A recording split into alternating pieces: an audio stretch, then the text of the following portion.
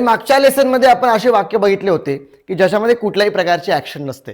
मी तुम्हाला एखादं वाक्य कसं बनतं, त्याचं स्ट्रक्चर काय आहे, किंवा असे वाक्य ज्याच्यामध्ये कुठल्याही प्रकारची ऍक्शन नसते त्याच्यामध्ये कोणकोणते हेल्पिंग वर्ब वापरतात, कोणकोणत्या सब्जेक्ट नंतर काय काय तुम्हाला घ्यावं लागतं हे सगळं शिकवलं होतं. जर अजूनपर्यंत बघितलं असेल तर लगेच आपला पहिल्या अर्ध्या तासाकडे जा, कारण खूप कमी तासांमध्ये पहिल्यांदा अशी सिरीज माझ्या हिशोबाने पूर्ण महाराष्ट्रामध्ये बनते की इतक्या इझी वेमध्ये आणि इतक्या कमी वेळात तुम्ही इंग्लिशचे लेक्चर्स घेतायत माझ्याकडून. राईट. नमस्कार, माझं नाव संयम देशमाने आणि I welcome you in inspiring English academy Chhatrapati Sambhajinagar, the best offline academy in Maharashtra. जर संभाजीनगरमध्ये राहत आहे तर अकॅडमीवर या, चांगल्या प्रकारे माझ्यासमोर बसून इंग्रजी शिकून घ्या. जर घरी राहत असाल, घरी लांब आहात, संभाजीनगरमध्ये नाही राहत, पूर्ण महाराष्ट्रामध्ये, पूर्ण देशाभरामध्ये, कुठल्या जगामध्ये कुठेही आहात आणि तुम्हाला इंग्लिश शिकायचं आहे ना, आय एम हिअर, मी आहे इथे. फक्त माझ्या ऑनलाईन क्लासमध्ये एनरोल करून घ्या. लाईव्ह लेक्चर मी त्या ठिकाणी घेत असतो. इतकी जबरदस्त क्लासेस आहेत. माझ्या क्लासमध्ये 2 IPS ऑफिसर सुद्धा होते, म्हणजे मागच्या काही बॅचमध्ये होते. सध्या खूप डॉक्टर्स आहेत, खूप इंजिनियर्स सुद्धा आहेत, खूप परस्यू करणारे विद्यार्थी आहेत. राईट. खूप गृहिणी आहेत. ओके. खूप अशा वृद्ध लोक सुद्धा आहेत. म्हणजे काही वयाची अट नाही आहे. 2 महिन्याची बॅच आहे, basic to advance. Okay. Live lecture असतात, रेकॉर्डेड लेक्चर्स आम्ही तुम्हाला फ्री ऑफ कॉस्ट देऊ इन केस जर तुम्ही लेक्चर अटेंड करू शकले नाही. आणि सोबत तुम्हाला पुस्तकं सुद्धा आम्ही देऊ. इतकं कोणतेच क्लास करत नाही. सगळ्यात बेस्ट माझी टीचिंग मेथड तर पूर्ण महाराष्ट्राला माहिती आहे, काय टेन्शन घेताय ना. ओके. लगेच दिलेल्या नंबरवर कॉन्टॅक्ट करा आणि आजच एनरोल करून घ्या विदाऊट एनी फर्दर अडू. चला आपण सुरू करूया. याच्या आधी मी तुम्हाला सांगितलं की आपण असे वाक्य बघितले की ज्याच्यामध्ये कुठल्या ना कुठल्या प्रकारची ऍक्शन नसते. मध्ये am is are, was were, will be, shall be या प्रकारचे तुम्हाला हेल्पिंग वर्ब घ्यायचे असतात. 3 काळामध्ये वाक्य तयार होत असतात. मी तुम्हाला हे सुद्धा सांगितलं होतं की ज्या वाक्यामध्ये कोणती ना कोणती ऍक्शन असते ना, ऍक्शन, मग जेव्हा तुमच्या एखाद्या उदाहरणार्थ तो अभ्यास करतो, मी जेवण करतो, आम्ही खेळतो, सर आम्हाला शिकवतात, याच्यामध्ये कोणती ना कोणती ऍक्शन आहे, खेळायची, शिकवायची, बोलायची, बसायची. समजलं ना. मग जेव्हा तुमच्या वाक्यामध्ये एखादी ऍक्शन असते तेव्हा ते वाक्य सेंटेन्सच्या अकॉर्डिंग बनतात, 12 प्रकारे बनतात. आणि ते वाक्य जे बनतात त्याला आपण इंग्लिशमध्ये टेन्सेस बनतो. टेन्सेस म्हणजे काय? टेन्सेस तुम्हाला जी ऍक्शन आहे त्या ऍक्शनचा होणारा एक्झॅक्ट टाइम सांगते. उदाहरणार्थ मी म्हटलं की सूर्य पूर्वेला उगवतो. उद्या चला सूर्याचा सोडा यार, मी आपण म्हणूया की माझी आजी रोज गोळ्या घेते. काय म्हटलं? माझी आजी रोज गोळ्या घेते. आता आजी गोळ्या घेते म्हटल्यावर माझी आजी आता गोळ्या घेत आहे का भाई? नाही घेत आहे. पण घेते म्हटल्यावर तुम्हाला माहीत झालं की यार भाई रोज गोळ्या घेते, डेली होणारी ऍक्शन आहे. पण मी असं म्हटलं की माझी आजी गोळ्या घेत आहे, याचा अर्थ तुम्हाला एक्झॅक्ट टाइम माहीत पडेल की भाई आता ऍक्शन सुरू आहे, आता घेत आहे. माझी आजी गोळ्या घेत आहे म्हणजे हे काय घेत आहे माझी आजी गोळ्या. समजलं ना. सो तुम्हाला टाइम माहीत पडतो टेन्सेसच्या माध्यमातून एक्झॅक्ट. बरोबर समजलं. तर त्यामुळे हे tenses tells about the time, they show when action happens, की ऍक्शन कधी होत आहे, कधी झालेली आहे, कधी होणार आहे, किंवा होत आहे की नाही होत आहे, किंवा आता होत आहे की नंतर होत आहे की आधी झालेली आहे. हे सगळा टाइम तुम्हाला एक्झॅक्ट टेन्सेस सांगत असतो. ठीक आहे ना. मग या ठिकाणी लिहिलं पण आहे टेन्सेस काय? Time of action. ऍक्शनचा एक एक्झॅक्ट टाइम असतो, तो तुमचा या टेन्सेसच्या माध्यमातून तुम्हाला माहीत पडत असतो. ठीक आहे ना. समजलं. आता बघा 3 प्रकारचे मेन टेन्सेस असतात. मी तुम्हाला सांगितलं होतं भाई, जेव्हा आपण टू बी फॉर्म शिकलो ना, जेव्हा am is are, was were, will be, shall be आपण ते वाक्य शिकलो ना, ते 3 टेन्सेसमध्येच होत असतात. तर मुख्य क्रिया तर 3च आहेत. किती आहेत? 3 आहेत. कोणकोणते भाई? They show when. Okay. Time. Present tense आहे, पास्ट टेन्स आहे, फ्युचर टेन्स आहे. प्रेझेंट म्हणजे काय? प्रेझेंट म्हणजे आता, सध्या, करंट आत्ता सुद्धा जी सुरू आहे, किंवा रोज होते, किंवा झालेली आहे आत्ता, म्हणजे वर्तमान काळामधल्या संबंधित जी ऍक्शन असते त्याला आपण प्रेझेंट म्हणतो. भूतकाळामध्ये जर काय एखादी ऍक्शन घडली, किंवा घडली होती, किंवा घडत होती, घडत आलेली होती, ते तुमचं होतं पास्ट टेन्स, म्हणजे बिफोर म्हणजे आधी झालेली यार. ठीक आहे ना. आणि फ्युचर म्हणजे काय? फ्युचर म्हणजे आफ्टर, नंतर होईल. आता काही संबंध नाही, आता त्या ऍक्शनचा सध्या काही संबंध नाहीये, पण फ्युचरमध्ये ती ऍक्शन होईल किंवा होऊ शकते. त्याला आपण काय म्हणतो? त्याला आपण आफ्टर असं म्हणत असतो. आफ्टर म्हणजे फ्युचर टेन्समध्ये म्हणत असतो. उदाहरणार्थ बघा या ठिकाणी आय प्ले, मी खेळतो. यार मी आता पण खेळतो, मी प्रेझेंट टेन्समध्ये खेळतो, मी वर्तमान काळात खेळतो, मी रोज खेळतो, मी आता जाईल खेळायला. म्हणजे वर्तमान काळामध्ये सुद्धा ऍक्शनचा काही ना काहीतरी संबंध आहे. बघा आय प्लेड म्हणजे मी खेळलो, मी खेळलो म्हणजे काय? मी आता खेळत नाही आहे, वर्तमान काळाशी माझा काही संबंध नाही, मी आता खेळणार पण नाही. पण पास्ट मध्ये ऍक्शन झाली, मी खेळलो. मग ते काय झालं, ते तुमचं पास्ट टेन्स झालं. आणि आय विल प्ले म्हणजे मी खेळेल यार, मी खेळेल. आता ना पास्ट मध्ये ऍक्शन घडली ना आता ऍक्शन घडत आहे, पण इन फ्युचर डेफिनेटली ऍक्शन घडेल. म्हणजे आता ऍक्शनचा संबंध नाही आहे, नंतर आहे, तर ते फ्युचर टेन्स. तर मेनली 3 प्रकारच्याच क्रिया असतात. कोणकोणती? Present tense, past tense, future tense. बस, काही टेन्शन घ्यायचं नाही. पण कसं होतं ना, तुमच्या वाक्याच्या अकॉर्डिंग जे आहेत ना या टेन्सेसला प्रत्येक याचे 4 जे आहेत को टेन्सेस पडतात. प्रत्येकाचे 4 को टेन्सेस पडतात. ठीक आहे ना. उदाहरणार्थ प्रेझेंट टेन्सचे आपण कोणकोणते? तर सिंपल. ठीक आहे. कोणकोणते को टेन्सेस बघा. सिंपल पडतो, त्यानंतर कंटिन्युअस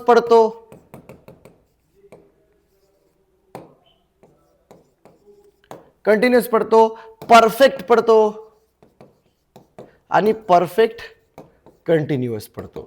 तर अशा प्रकारे प्रत्येक याचे जे आहेत ना 4 ऍक्शन. जसं आता प्रेझेंट टेन्स आहे, तर प्रेझेंट टेन्सचे सुद्धा simple present, present continuous, present perfect continuous. Past मध्ये सुद्धा same, past simple past, past continuous, past perfect continuous. आणि फ्युचर टेन्स मध्ये सुद्धा simple future tense, simple future continuous tense, future perfect tense, future perfect continuous tense. तर अशा प्रकारे तुमचं जे वाक्य आहे ना त्या वाक्याला 12 टेन्सेसमध्ये डिवाइड होत असतात. मुख्य क्रिया तर 3च आहेत, पण तुमच्या वाक्याच्या अकॉर्डिंग हे जे टेन्सेस आहेत हे 12 प्रकारे मोडत असतात. आता कशामध्ये चेंज होते लक्षात घ्या. चेंज कशामध्ये होतं याच्यामध्ये असे वाक्य ज्याच्यामध्ये कुठल्याही प्रकारची ऍक्शन नाही, त्याच्यामध्ये क्रिया नाहीच आहे ना.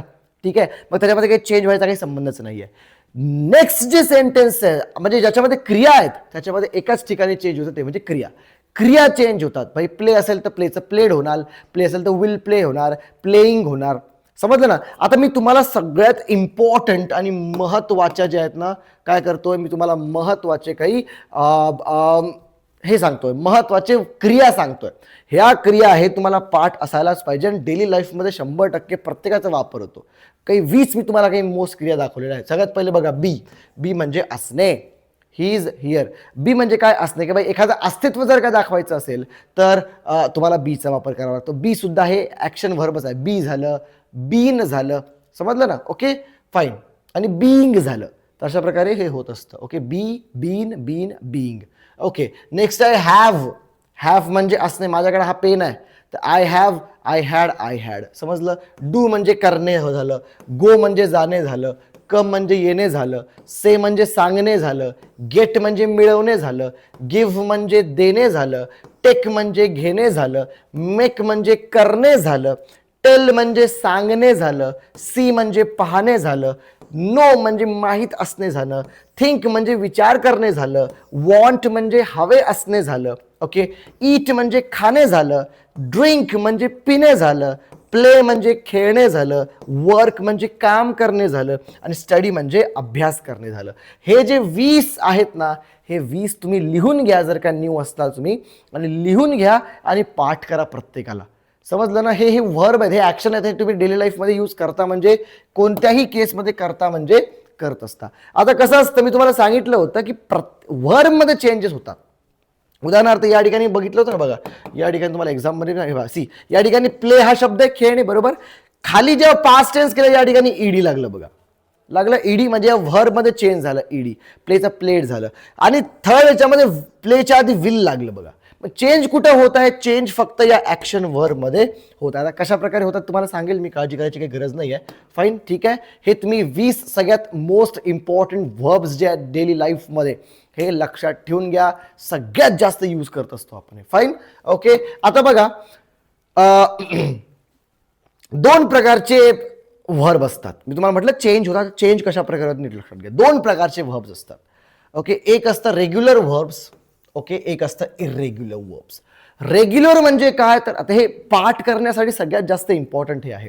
रेग्युलर वर्ब म्हणजे काय तर अशा क्रिया ज्या जेव्हा बदलतात ना तेव्हा सेम फॉर्मॅटमध्ये बदलतात. उदाहरण या ठिकाणी प्ले आहे, प्ले PLAY. आता प्लेला जेव्हा तुम्ही सेकंड फॉर्म मध्ये करसाल ना तेव्हा ते प्लेच्या नंतर फक्त ईडी लागत असतं. म्हणजे ज्या वर्बच्या नंतर ईडी लागतं सेकंड फॉर्म थर्ड फॉर्म म्हणजे या व्हर्बचे फॉर्म असतात. पहिला फॉर्म, दुसरा फॉर्म, तिसरा फॉर्म, हे मेन 3 फॉर्म असतात. चौथा फॉर्म तर ING लागत असतं, ते सोडा. समजलं. तर हे जे व्हर्बचे फॉर्म असतात ना तर जेव्हा ते बदलतात तर बदलतात म्हणजे काय, त्याच्यामध्ये काही ना काहीतरी ऍड होत असतं. उदाहरणार्थ प्ले आहे, प्लेचा सेकंड फॉर्म प्लेड झालं, तर या ठिकाणी ईडी लागलं बघा. समजलं, काहीतरी ऍड झालं, समजलं, काही ना काहीतरी ऍड झालं किंवा काही ना काहीतरी बदललं. ठीक आहे. प्रेझेंट टेन्स मध्ये आपण पहिला फॉर्म यूज करतो, पास्ट टेन्स मध्ये दुसरा करतो, परफेक्ट टेन्स मध्ये तिसरा करत असतो. एम क्लिअर, समजलं तुम्हाला. तर हे असे वर्बचे फॉर्म असतात वेगवेगळे. आणि अजून एक गोष्ट लक्षात ठेवा, जोपर्यंत तुम्हाला सेकंड आणि थर्ड फॉर्म माहित नाही, सेकंड आणि थर्ड फॉर्म तुम्हाला माहित नाही, तोपर्यंत you are not going to speak English fluently. तुम्हाला माहित असायलाच पाहिजे 101%. दुसरा काही ऑप्शन नाहीये तुमच्याकडे. समजलं ना? ठीक आहे. प्लेचा सेकंड फॉर्म बघा. आता रेग्युलर इरेग्युलर समजा, तुम्हाला हे समजणं इम्पॉर्टंट आहे जर का चांगल्या प्रकारे वर्ब तुम्हाला समजायचं असेल. ठीक आहे ना? रेग्युलर म्हणजे काय, तर असे शब्द, असे वर्ब ज्याचा दुसरा आणि तिसरा फॉर्म होताना फक्त ईडी लागतं भाई, ईडी. उदाहरणार्थ प्ले आहे, प्लेचा दुसरा फॉर्म काय, प्लेच्या नंतर ईडी लावून द्या, प्लेड. समजलं. वर्क आहे, वर्कच्या नंतर दुसरा फॉर्म लावून द्या ईडी, दुसऱ्या फॉर्म मध्ये ईडी लावून द्या वर्कड, तिसऱ्या फॉर्म मध्ये ईडी लावून द्या वर्कड. टॉक आहे, टॉकच्या नंतर ईडी लावून द्या टॉक्ड, आणि थर्ड फॉर्म मध्ये ईडी लावून द्या टॉक्ड. ओके. ओपन आहे, ओपनच्या नंतर ईडी लावून द्या ओपनड, थर्ड फॉर्म लावून द्या ओपनड. ओके. पुश आहे, पुशला ईडी लावून द्या पुष्ट. समजलं. तर असे काही, म्हणजे असं समजा की इंग्लिश भाषेमध्ये 70% असे आहेत ना जे रेग्युलर वर्ब्स आहेत, ईडी लावून द्या, काही प्रॉब्लेम नाही. पण बाकी काही राहिलेले 30% असे आहेत ना जे इरेग्युलर आहे. म्हणजे जेव्हा ते बदलतात ना तेव्हा त्याच्यानंतर ईडी लागत नाही. उदाहरणार्थ जसं प्ले मध्ये ईडी लागलं, ठीक आहे, वर्क मध्ये ईडी लागलं, टॉक मध्ये ईडी लागलं. समजलं. ओके. त्याचप्रमाणे इरेग्युलर मध्ये काय असतं, जेव्हा ते बदलतात तर कम्प्लिटली भलतेच बांधतात. उदाहरणार्थ गो आहे, तर गोचा गोड नाही येणार, हे इरेग्युलर आहे, गोड नाही येणार. गोचं काय, वेंट आहे. हे तुम्हाला पाठ करावं लागेल, दुसरा काही ऑप्शन नाहीये तुमच्याकडे. ठीक आहे ना? गोचा वेंट, हा, गोचा काय, वेंट आहे. आणि थर्ड फॉर्म गॉड नाही येणार, वेंटेड नाही येणार, ते येणार गॉन. समजलं. याला आपण इरेग्युलर म्हणजे भलते शब्द तयार होतात सेकंड थर्ड फॉर्म मध्ये. ईटचा सेकंड फॉर्म एट आहे, ठीक आहे, एटेड नाहीये, ईटेड नाहीये. समजलं. ईडी लावायचं नाही या ठिकाणी. ज्या ठिकाणी ईडी लागतं ते रेग्युलर झाले, ज्या ठिकाणी ईडी लागत नाही ते इरेग्युलर झाले. ईटचा सेकंड फॉर्म एट आहे, थर्डचं ईटन आहे. टेकचा टूक आहे, थर्ड टेकन आहे. म्हणजे फक्त 30% असे वर्ड आहेत इंग्लिशमध्ये ज्याच्यामध्ये काय, की ज्याच्यामध्ये कुठल्याही,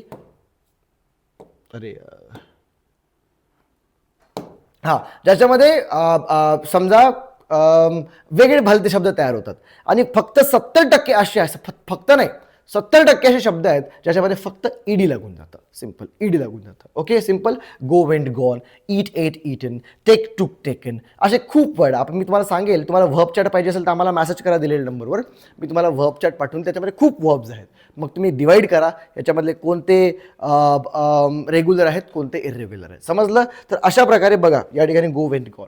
तर 2 प्रकारचे वर्ब असतात ज्याच्यामध्ये ईडी लागतं शेवटी, त्याला आपण म्हणतो, काय म्हणतो, त्याला रेग्युलर वर्ब म्हणतो. आणि ज्याच्यामध्ये ईडी न लागता काही वेगळे शब्द तयार होतात सेकंड आणि थर्ड फॉर्म मध्ये, त्याला इरेग्युलर आपण म्हणत असतो. हेच तुम्हाला वर्ब समजायचे. आणि याच्यामध्ये सगळ्यात जास्त चेंजेस होत असतात, बाकी कुठंच चेंजेस होत नाहीत, फक्त याच ठिकाणी सगळ्यात जास्त चेंजेस तुमचे होत असतात. आणि हेच तुम्हाला चांगल्या प्रकारे समजायचं आहे. चलो आगे चलते. आता आपण सगळ्यात पहिला टेन्स बघूया. 12 टेन्स आहेत, मी तुम्हाला सांगितलं होतं 12 टेन्सेस आहेत. मेन टेन्सेस 3 आहेत, मेन क्रिया 3 आहेत. ठीक आहे. या प्रत्येकाचे 4 4 4 म्हणजे 4 त्रिक 12, तर 12 प्रकारचे टेन्सेस आहेत. त्यापैकी सगळ्यात पहिला आहे सिंपल प्रेझेंट टेन्स. तुम्हाला हे समजायचंय की आपण सिंपल प्रेझेंट टेन्सचा वापर कशा प्रकारे करतो, प्लॉट काय आहे. ओके. आणि मग त्यानंतर एकदा तुम्हाला समजलं ना की मग तुम्हाला सेंटेन्स बनवायला सुरू करायचं आहे. मी माझ्या ऑनलाईन क्लासमधल्या विद्यार्थ्यांना काय करत असतो, माझ्याकडे एक PDF बनलेली आहे, मी त्या PDFच्या वरून त्यांची प्रॅक्टिस घेत असतो. म्हणजे मी त्यांना पॅराग्राफ देत असतो प्रॅक्टिससाठी, मी त्यांना प्रॅक्टिससाठी सेंटेन्सेस देत असतो, ज्याला ते कन्वर्ट करतील आणि चांगल्या प्रकारे त्यांना समजेल की अच्छा अशा प्रकारे करतो, अच्छा अशा प्रकारे करतो, अच्छा अशा प्रकारे आपण या ठिकाणी वर्बचा फॉर्म घेत असतो. सो ऑनलाईन क्लासमध्ये तर ती सुविधा तुम्हाला भेटून जाते. ऑफलाईन क्लासमध्ये व्हिडिओ बघून तुम्ही काय करणार ना. फाईन. पण बघा, प्रॅक्टिस करा, तुमच्या मनाने प्रॅक्टिस करा, पण करा practice. Fine. Okay. Simple present tense आहे. आता हे समजा सिंपल प्रेझेंट टेन्सचा वापर आपण कधी करतो, जेव्हा एखादी क्रिया ही डेली रुटीन बेस्ड असेल. म्हणजे काय, भाई मी अभ्यास करतो, मी रोज अभ्यास करतो, मी इंग्रजी शिकवतो, मी रोज इंग्रजी शिकवतो. समजलं ना. तर अशी क्रिया जी डेली होतीये, रोज होतीये. सूर्य पूर्वेला उगवतो, रोज उगवतो. म्हणजे वाक्यातून असं वाक्य ज्यातून हे समजतंय की यार हा हा हे काय समजतंय की यार हा यार ही क्रिया रोज होती, यातून हे कळतं ही क्रिया. आता मी तुम्हाला म्हटलं की माझी आजी गोळ्या घेते. आता माझी आजी गोळ्या घेते म्हटल्यावर यातून कुठून हे समजतंय का नाही ती आत्ताच घेतीये? नाही समजत. घेते म्हटल्यावर भली ती झोपली आत्ता, पण ती रोज घेत असते, तरी तुझी ती डेली रुटीन आहे. जेव्हा डेली रुटीन सांगायची असते किंवा तुम्हाला हॅबिट सांगायची असते, तुम्हाला आदत सांगायची असते तुमची, किंवा युनिव्हर्सल ट्रूथ, भाई जसं मी म्हटलं तुम्हाला सूर्य पूर्वेला उगवतो, युनिव्हर्सल ट्रूथ आहे. तर जेव्हा तुम्हाला डेली रुटीन सांगायचं असतं, हॅबिट सांगायची असते, युनिव्हर्सल ट्रूथ सांगायचं असतं, तेव्हा तुम्हाला सिम्पल प्रेझेंट टेन्सचा वापर करायचा असतो. कन्स्ट्रक्शन नीट लक्षात घ्या. कधीही सेंटेन्स बनवायचं म्हटलं तर सब्जेक्ट या ठिकाणी असतं. ठीक आहे. टू बी फॉर्ममध्ये व्ह बनवता, चूकी याच्यामध्ये एखादी ऍक्शन इन्व्हॉल्व्ड आहे, त्यामुळे या ठिकाणी व्हर्बचा पहिला फॉर्म तुम्हाला यूज करावा लागतो. ठीक आहे. काय कन्स्ट्रक्शन झालं? सब्जेक्ट प्लस व्हर्बचा पहिला फॉर्म प्लस ऑब्जेक्ट. ठीक आहे. आणि जर तुमचा सब्जेक्ट ही असेल, शी असेल, इट असेल, तर पहिल्या फॉर्म सोबत तुम्हाला एस किंवा ईएस लावायचं आहे. ठीक आहे ना. आणि या ठिकाणी कोडवर्ड तुम्ही लिहून घ्या तो, ती, ते. उदाहरण खातो, पितो, उठतो, बसतो, झोपतो, चालतो. समजलं ना. अशा याच्यामध्ये तुम्हाला काय करायचंय तर व्हर्बच्या पहिल्या फॉर्म सोबत एस किंवा ईएस लावायचं, सब्जेक्ट सिंग्युलर असेल तर. उदाहरणार्थ बघा भाई, आय प्ले क्रिकेट. आता बघा सब्जेक्ट काय? मी क्रिकेट खेळतो, मी रोज क्रिकेट खेळतो. सेंड बघ कसं तयार केलं? आय, सब्जेक्ट घेतला आय, प्ले घेतला तुमचा व्हर्बचा पहिला फॉर्म. ठीक आहे. सब्जेक्ट झालं, व्हर्बचा पहिला फॉर्म, आणि मग ऑब्जेक्ट घेऊन घ्या. क्रिकेट तुमचा ऑब्जेक्ट, क्रिकेट वर्ड तुमचा ऑब्जेक्ट आहे. मी क्रिकेट खेळतो. ठीक आहे ना. दे वर्क हार्ड, ते खूप मेहनत करतात, खूप मेहनत कष्ट करतात. मग त्यांना आपण दे म्हणतो. ठीक आहे. नंतर सब्जेक्ट प्लस व्हर्बचा पहिला फॉर्म, काम करण्याला वर्क म्हणतो, दे वर्क. आणि कसं काम करतात? हार्ड वर्क करतात, दे वर्क हार्ड. समजलं? तर आय झालं, वी झालं, यू झालं, दे झालं, कोणतेही दोन नाव असतील ते झालं. त्याच्यानंतर व्हर्बचा पहिला फॉर्म यूज करायचा आहे. आणि ही, शी, इट, तो, ती, ते सिंग्युलर सब्जेक्ट असेल तर त्याच्यानंतर व्हर्बच्या पहिल्या फॉर्म सोबत एस किंवा ईएस लावायचं आहे. उदाहरणार्थ ती क्रिकेट खेळते. बाई तो, मी क्रिकेट खेळतो. ठीक आहे. I play cricket. पण ती क्रिकेट खेळते, तिला आपण शी म्हणतो. आणि जेव्हा शी असतं तेव्हा व्हर्बच्या पहिल्या फॉर्म सोबत एस किंवा ईएस लागतं. तर शी प्ले नाही येणार, शी प्लेज येणार. प्लेज. ती क्रिकेट खेळते. मीनिंग सेमच आहे. एक जोक तुम्ही ऐकला असेल ना भाई, एक माणूस म्हणतो की यार भाई आय प्ले क्रिकेट. ठीक आहे. मी गाणं म्हणतो, आय सिंग अ सॉन्ग. ठीक आहे. ते सर्व गाणं म्हणतात, दे सिंग अ सॉन्ग. पण शी सिंग्स अ सॉन्ग. का? ती माझ्यापेक्षा जास्त गाणं म्हणते का? तिला का सिंग्स लावलं? समजलं ना तुम्हाला? तर असं काही नाही आहे. ठीक आहे. पण रूल आता इंग्लिशचा रूल कुणी बनवला मला माहित नाही, पण we have to follow it. सगळे फॉलो करतात. लँग्वेजचा एक रूल असतो यार. समजलं ना. तर जेव्हा ही, शी, इट असेल तेव्हा तुम्हाला व्हर्बच्या पहिल्या फॉर्म सोबत एस किंवा ईएस लावायचं आहे. उदाहरणार्थ I play cricket, me cricket खेळतो. आणि ती क्रिकेट खेळते, शी प्लेज द क्रिकेट. ठीक आहे. दे वर्क हार्ड, ते खूप मेहनत करतात. पण जर का ही असेल तर हिच्यानंतर वर्क नंतर तुम्हाला एस लावायचं. ही वर्क्स हार्ड, तो खूप मेहनत करतो. उदाहरणार्थ आम्ही सगळे इंग्रजी शिकतो, तर वी लर्न इंग्लिश. पण तो इंग्रजी शिकतो असेल तर ही लर्न्स इंग्लिश येणार. समजलं? तर तुम्हाला हे प्लेसमेंट कळायला पाहिजे, कुठं आपण एस लावतो, कुठं ईएस लावतो सिम्पल प्रेझेंट टेन्समध्ये. वापस रिपीट करूया. जर का डेली रुटीन असेल, हॅबिट असेल, युनिव्हर्सल ट्रूथ असेल, अशा वेळेस तुम्हाला काय करायचं आहे? सिम्पल प्रेझेंट टेन्सचा वापर करायचा आहे. कन्स्ट्रक्शन तुमच्या समोर आहे. सब्जेक्ट प्लस व्हर्बचा पहिला फॉर्म प्लस ऑब्जेक्ट. फक्त एस ही असेल, शी असेल, इट असेल तेव्हा तुम्हाला व्हर्बच्या पहिल्या फॉर्म सोबत एस किंवा ईएस लावायचं आहे. संपलं. काही काम खतम. बरोबर? I play cricket, me cricket खेळतो. शी प्लेज क्रिकेट, ती क्रिकेट खेळते. पण ते सगळे हार्ड वर्क करतात, दे वर्क हार्ड. पण ही वर्क्स हार्ड. ठीक आहे. समजलं? आय होप तुम्हाला समजलं असेल चांगल्या प्रकारे. Okay fine. Okay let's move forward. पुढे जाऊया आपण. ओके चलो. आता हे आपण पॉझिटिव्ह आणि निगेटिव्ह सेंटेन्स तयार करणार आहोत. पॉझिटिव्ह म्हणजे काय? करतो, खातो, पितो. आणि करत नाही, खात नाही, पित नाही. तर करतो, खातो, पितो, बसतो हे तर समजलं, याला पॉझिटिव्ह म्हणतो. निगेटिव्ह सेंटेन्स कसे बनतात हे लक्षात घ्या. आता मी तुम्हाला वापस सांगितलंय, ही, शी, इट असेल त्यानंतर आता सी, जेव्हाही आपण निगेटिव्ह सेंटेन्स तयार करतो, नाही या अर्थामध्ये सेंटेन्स तयार करतो ना, तेव्हा तुम्हाला नॉटचा वापर करावा लागतो. कायचा वापर करावा लागतो? नॉटचा वापर.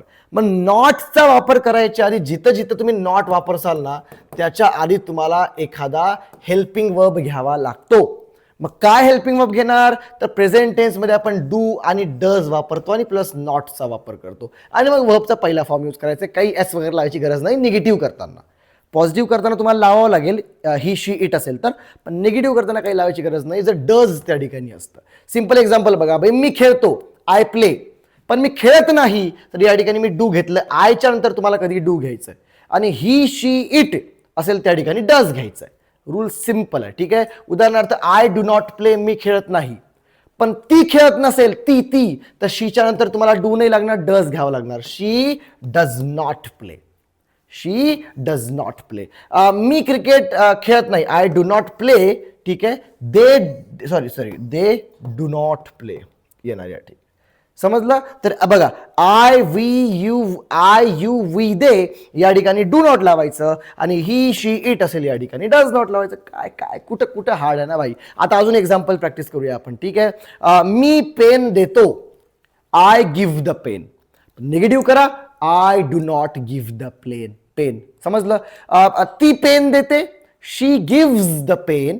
निगेटिव्ह करा, she does not give the plane. ठीक आहे. मी कार चालवतो, आय ड्राईव्ह द कार. मी कार चालवतो, पण ती कार चालवते, शी ड्राईव्हज द कार. मी कार चालवत नाही, I do not drive the car, आणि ती कार चालवत नाही, शी does not drive the car.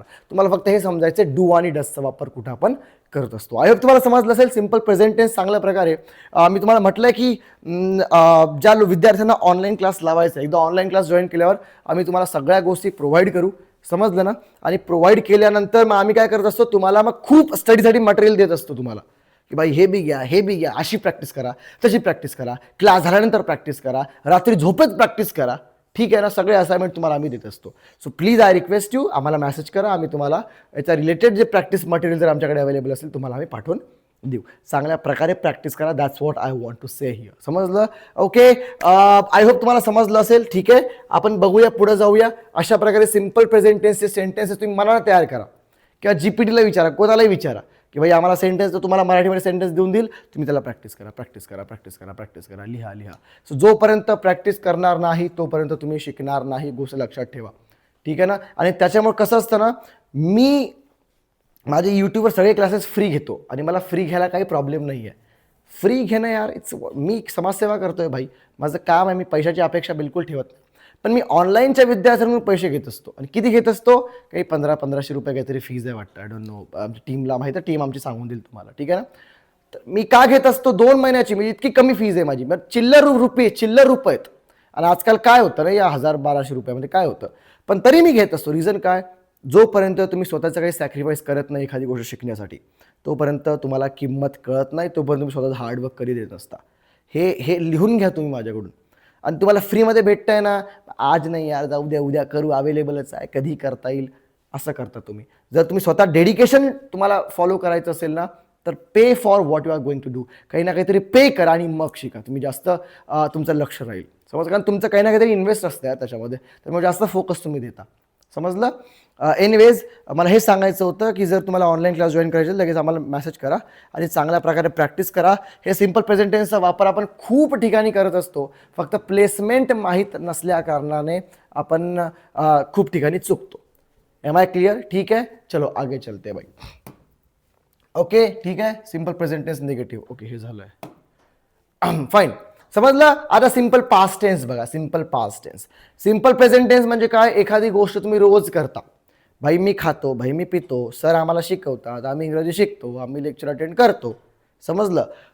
पण जेव्हा एखादी क्रिया झाली, बघा सिंपल पास्ट टेन्सचा वापर कधी करतो, कंप्लीटेड ॲक्शन. एखादी क्रिया झाली आहे, भाई सरांनी शिकवलं, सर क्लासमध्ये आले, आम्ही बसलो, झोपलो, खाल्लं, पिल्लं, उठलं. समजलं?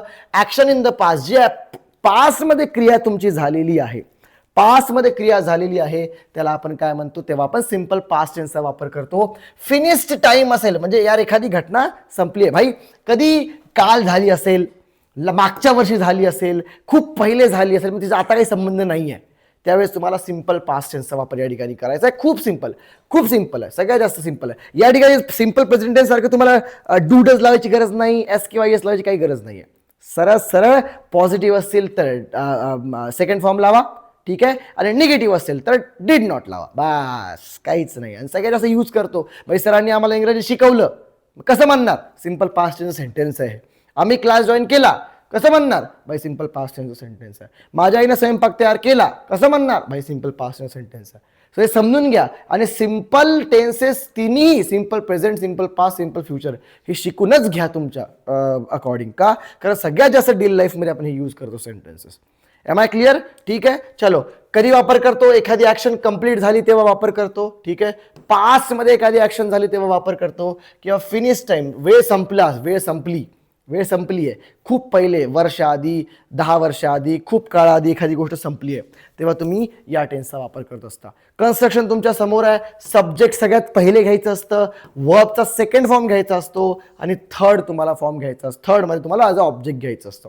मी तुम्हाला पहिले पण सांगितलंय, जोपर्यंत तुम्हाला वर्बचा सेकंड आणि थर्ड फॉर्म पार्ट नाही आहे, तुम्ही इंग्रजी बोलू शकणार नाही. सो मी म्हणतो की कमीत कमी 3 ते 4 दिवस घ्या, आणि जे काही व्हर्ब्स आहेत ना, हे व्हर्ब्स चांगल्या प्रकारे समजून घ्या. बाकी काहीच करू नये. चांगल्या प्रकारे समजलं ना की तुमचं काम झालं भाई.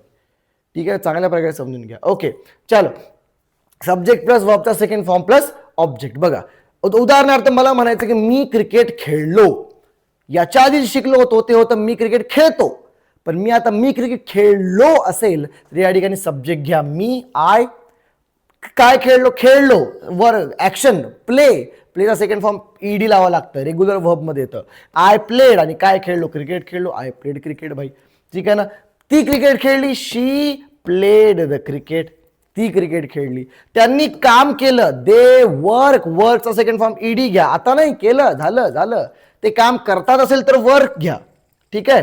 आणि त्यांनी काम केलं असेल तर या ठिकाणी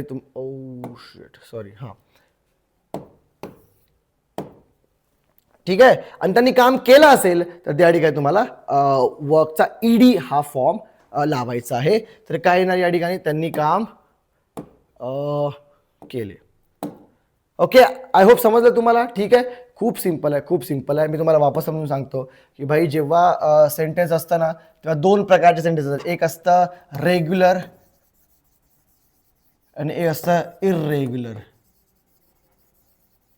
ठीक आहे. रेग्युलर मध्ये असं ज्याच्यानंतर सरळ ईडी लागत असतं, सरळ ईडी. आणि इररेग्युलर असं ज्याच्यामध्ये ईडी लागत नाही, काही भलतेच शब्द तयार होतात. भलतेच, हे माझी देसी मराठी माझी, ठीक आहे ना, भलतेच शब्द तयार होतात. ही गोष्ट नीट लक्षात घ्या. चलो, ओके,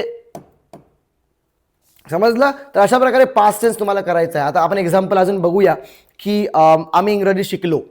सो आम्हीला आपण वी म्हणतो. शिकलो, ऍक्शन पहिले घ्या. वी शिकलो. आपण लर्न म्हणतो. लर्नचा सेकंड फॉर्म लर्न्ड आहे. ईडी लागत नाही, एनटी लागतं. So we learned the English. समजलं? She learned the English. ठीक आहे. सरांनी आम्हाला इंग्रजी शिकवलं. सर, टीचचा सेकंड फॉर्म टॉट आहे, तर sir taught us the English. माझ्या आईनं स्वयंपाक तयार केला. My mother made the food. My mother cooked the food. तुमच्या अकॉर्डिंग जे घ्यायचं तुम्ही घेऊ शकता. समजलं? ओके. तर अशा प्रकारे हे झालं तुमचं पॉझिटिव्ह. आणि निगेटिव्ह जेव्हा सेंटेन्स तयार करतो तेव्हा सरळ तुम्हाला डिड नॉट आणि व्हर्बचा पहिला फॉर्म लावायचा. एक गोष्ट लक्षात ठेवा, पॉझिटिव्ह सेंटेन्स तयार करताना व्हर्बचा सेकंड फॉर्म पास्ट टेन्स मध्ये, आणि निगेटिव्ह सेंटेन्स तयार करताना तुम्हाला व्हर्बचा फर्स्ट फॉर्मच वापरायचा आहे, फक्त डिड नॉट वापरायचा आहे. फर्स्ट फॉर्म का वापरला लक्षात घ्या, कारण तुम्ही ऑलरेडी डूचा सेकंड फॉर्म या ठिकाणी, डूचा सेकंड फॉर्म काय माहिती तुम्हाला? सी, डूचा हा डू आहे, तर डूचा सेकंड फॉर्म डिड आहे. डूचा सेकंड फॉर्म काय? डूचा सेकंड फॉर्म डिड आहे. मग तुम्ही ऑलरेडी डूचा सेकंड फॉर्म या ठिकाणी डिड घेतलाय ना, मग त्याच्यामुळे तुम्हाला या डिड नंतर कधी व्हर्बचा पहिला फॉर्मच घ्यायचा आहे, व्हर्बचा सेकंड फॉर्म घ्यायचा नाही. समजलं? मग त्याच्यामुळे या ठिकाणी बघा, शी डिड नॉटच्या नंतर प्ले बोललेली आहे की बाई मी खेळत नाही, मी खेळलो नाही, तर आय डिड नॉट प्ले. ती खेळली नाही, she did not play. Did not plus व्हर्बचा पहिला फॉर्म आहे. ठीक आहे. ती खेळली असेल तर शी प्लेड करा, सरळ ईडी लावा, सरळ. समजलं? दे डिड नॉट, त्यांनी काम केलं नाही, they did not work.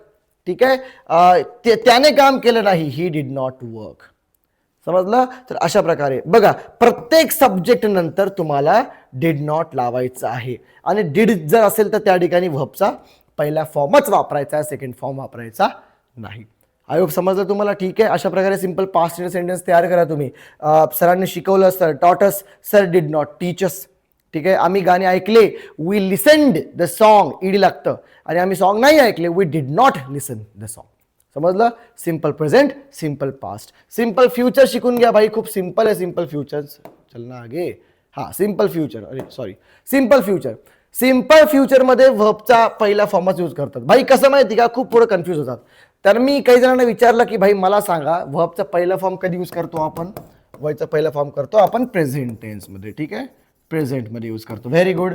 व्हर्बचा second form कधी यूज करतो आपण, मला सांगा. ते म्हटले सर व्हर्बचा सेकंड फॉर्म आपण पास्ट टेन्समध्ये यूज करतो. म्हटलं व्हेरी गुड. मग व्हर्बचा थर्ड फॉर्म कधी यूज करतो मला सांगा. ते म्हटले व्हर्बचा थर्ड फॉर्म आपण फ्युचरमध्ये यूज करणार. बरोबर की नाही. पण नाही, वर्बचा थर्ड फॉर्म फ्युचरमध्ये यूज करत नाही. वर्बच्या थर्ड फॉर्मचा यूज होतो परफेक्ट टेन्समध्ये. त्याच्यामुळे कधी फ्युचर टेन्सचे सेंटेन्स बनवायचे असेल तर या ठिकाणी थर्ड फॉर्म नाही वापरायचं. काय वापरायचंय, विल आणि मग वर्बचा पहिला फॉर्म वापरायचा. विल प्लस वर्बचा पहिला फॉर्म. उदाहरणार्थ या ठिकाणी बघा की बाई बघा, विल प्लस वर्बचा पहिला फॉर्म. उदाहरणार्थ मी क्रिकेट खेळेल आहे तर आय विल प्ले. प्लेज पहिला form, I will play cricket. Me cricket खेळेल. ठीक आहे, ती क्रिकेट खेळेल, शी विल प्ले क्रिकेट. ती क्रिकेट खेळेल. ठीक आहे, ते काम करतील, दे विल वर्क हार्ड. ठीक आहे, आणि तो काम करेल, ही विल वर्क हार्ड. प्रत्येक सब्जेक्ट नंतर तुम्हाला, सॉरी डिड नॉट का आलं नाही इथे. ठीक आहे, समजलं. तर प्रत्येक सब्जेक्ट नंतर तुम्हाला विल घ्यायचं आहे आणि प्लस व्हर्बचा पहिला फॉर्म घ्यायचा आहे. Am I clear. खूप इझी आहे, खूप इझी आहे. समजलं. हे पॉझिटिव्ह झालं. निगेटिव्ह कसं करणार, निगेटिव्हमध्ये तुम्हाला विल नॉट करायचं आहे. सरळ सरळ विल नॉट करायचं आहे. भाई मी खेळेल, आय विल प्ले. मी खेळणार नाही, आय विल नॉट प्ले. ठीक आहे, नॉट लावायचं, विलच्या नंतर नॉट लागलं. या ठिकाणी ऑलरेडी हेल्पिंग वर्ब आहे ना. सी, जेव्हा आपण पास्ट प्रेझेंट टेन्समध्ये सेंटेन्स तयार केला तर सब्जेक्ट प्लस वर्बचा पहिला फॉर्म होता प्लस ऑब्जेक्ट होता. या ठिकाणी कोणताही हेल्पिंग वर्ब नाहीये मधात. सॉरी, कोणताही हेल्पिंग वर्ब सब्जेक्ट प्लस वर्बचा पहिला फॉर्म प्लस ऑब्जेक्ट. या ठिकाणी कोणताही हेल्पिंग वर्ब मदत नाहीये. पास्ट टेन्समध्ये सब्जेक्ट प्लस वर्बचा सेकंड फॉर्म यूज केला आपण. या ठिकाणी पण कोणतं हेल्पिंग वर्ब नाहीये. पण फ्युचर टेन्समध्ये सब्जेक्टमध्ये विल हा हेल्पिंग वर्ब आपण यूज करतोय ऑलरेडी. त्याच्यामुळे या ठिकाणी तुम्हाला काही घ्यायची गरज नाही. सरस याच्यानंतर नॉट लावून टाका. विल नॉट प्लस वर्बचा पहिला फॉर्म. समजलं, क्लिअर आहे. चलो ओके, ठीक आहे. भाई मी क्रिकेट नाही खेळणार, आय विल नॉट प्ले. ती क्रिकेट नाही खेळणार, शी विल नॉट प्ले. ते काम नाही करणार, they will not work. He will not work, तो काम नाही करणार. सर आम्हाला नाही शिकवणार, sir will not teach us. आम्ही इंग्रजी नाही शिकणार, we will not learn English. We will not learn English. तो गाणे नाही ऐकणार, he will not listen the music. तो गाणे ऐकणार, he will listen the music. समजलं. तर अशा प्रकारे तुम्ही present tense, past tense, future टेन्समध्ये सेंटेन्सेस तयार करू शकता. काय करायचंय, सगळीकडे विल नॉटचा वापर करायचा आहे आणि विलच्या नंतर कधीही व्हर्बचा पहिला फॉर्म वापर करायचा आहे. आय होप तुम्हाला हे 3 टेन्सेस खूप सिम्पली आणि खूप चांगल्या प्रकारे समजले असतील. समजले ना भाई, चांगल्या प्रकारे. ठीक आहे ना. त्याच्यामुळे आता ठीक आहे, आजचा अर्धा घंटा आपण या ठिकाणीच पॉज करूया. पुढचा अर्धा घंटा आपण घेऊया नेक्स्ट लेसनमध्ये. जर व्हिडिओ आवडला असेल, स्टाईल टीचिंग जर आवडली असेल तर लगेच चॅनलला फॉलो करा, सबस्क्राईब करा. ओके, जर नवीन असाल तर. आणि बेसिक टू ॲडव्हान्स जर शिकायचं असेल, मी तर प्रत्येक महाराष्ट्राच्या विद्यार्थ्याला शिकलंच पाहिजे, हा कोर्स केलाच पाहिजे माझ्याकडून. का, कारण प्रत्येकाला प्रत्येकाची मेमरी लक्षात ठेवून मी हा कोर्स तयार केला. सो प्रत्येकानं शिकला पाहिजे. लगेच एनरोल करून घ्या. एकदम चिल्लर फीज आहे. रेकॉर्डेड लेक्चर्स तुम्हाला फ्री ऑफ कॉस्ट देऊन देऊ, बुक्स तुम्हाला फ्री ऑफ कॉस्ट देऊन देऊ. आणि जोपर्यंत प्रॅक्टिस करणार नाही ना, जोपर्यंत बोलणार नाही तोपर्यंत शिकणार नाही. कारण स्विमिंग शिकायची असेल तर तुम्ही व्हिडिओच्या माध्यमातून कधी शिकू शकणार नाही. समजलं ना. तुम्हाला त्या टीचरकडे जावं लागेल, गायडन्स घ्यावं लागेल. Right, anyhow. मग तुम्हाला सुद्धा तुमच्या टीचर माझ्याकडे या, मी गाईड करेल आणि then you will definitely able to speak English. Thank you so much for watching this video. पुन्हा भेटूया आपल्या नेक्स्ट व्हिडिओमध्ये. थँक्यू.